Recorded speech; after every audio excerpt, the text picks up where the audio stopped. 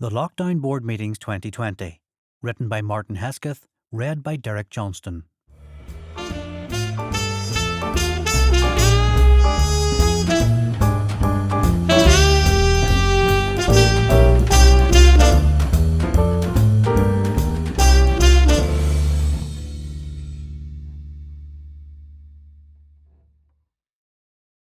Nine.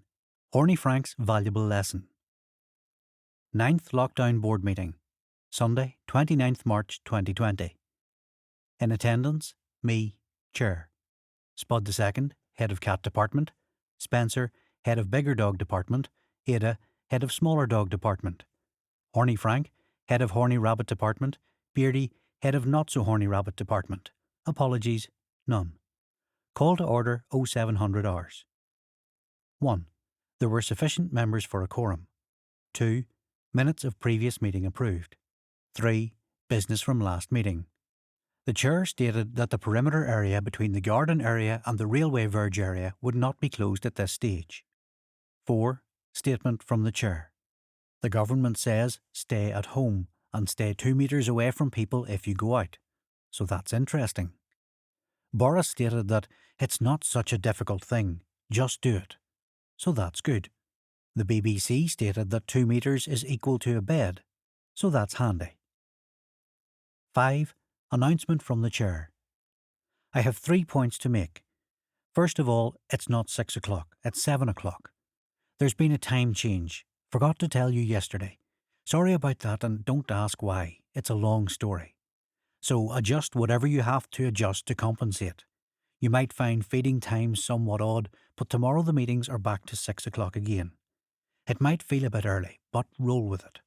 Secondly, on Tuesday morning I will not be available to chair the Lockdown Board meeting. We currently have a tax issue. The paying in department of the tax office claim that we owe them money. However, the paying out department of the tax office owes us money, and a lot more money than we owe the paying in department. Now the paying out department is delaying payments because of the virus, but for some reason the paying in department doesn't seem to have that same problem. Cut a long story short, I'm heading to Uptown to sort it out. Therefore, I will need someone to act up as a chair for the board meeting on Tuesday morning. I will postpone business updates on Monday morning to listen to anybody who wishes to apply for this prestigious acting up position. Thirdly, Rosie, the white rabbit, will be staying with us for a couple of days, and a temporary hutch will be erected to accommodate this visit. 6. New Joint Daily Situation Report. Spencer stated that the avians still keep their distance and no sign of the big foreign bird or any other visitor types.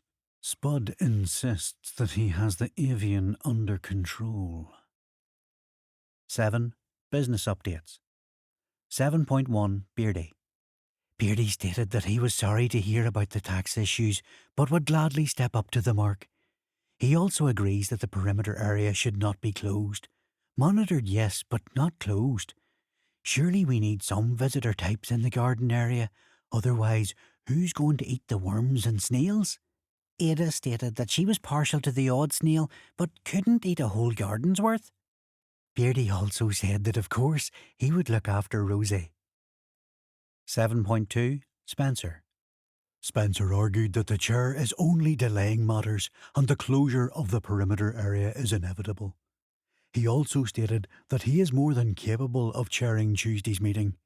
He also asked, is this the same Rosie who stayed with us before when times were less stressful? The chair stated that it was the same Rosie. Spencer also asked, was Rosie staying for the same reasons as the last time? The chair stated that that was also correct. 7.3 Horny Frank. Horny Frank stated that the last time Rosie was here, if he remembered correctly, she wasn't completely satisfied with her visit, although we can't blame Beardy entirely, as he lacked the necessary qualifications for such an operation, but hopes that valuable lessons were learnt and that some mistakes will not be repeated. The chair agreed that the last visit was less than successful, but the same arrangements will apply this time.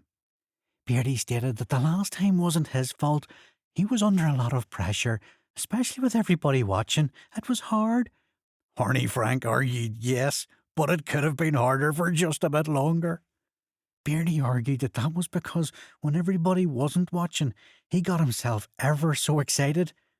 Horny Frank stated that apparently that can happen when you get ahead of yourself. That's why he thinks that he should look after Rosie this time. Guaranteed happy ending at the end, not before the beginning. The chair thanked Horny Frank for volunteering his services, but reiterated that it's non-negotiable. That's what the stakeholder requested. Beardy has to look after Rosie, but hopefully with better outcomes this time. Horny Frank stated that he has been giving Beardy some valuable lessons in the art of looking after Rosie and will continue to do so. 7.4 Ada. Ada stated that she had conducted some black ops in the railway verge area. I've started mingling with the natives to try and collect some intel.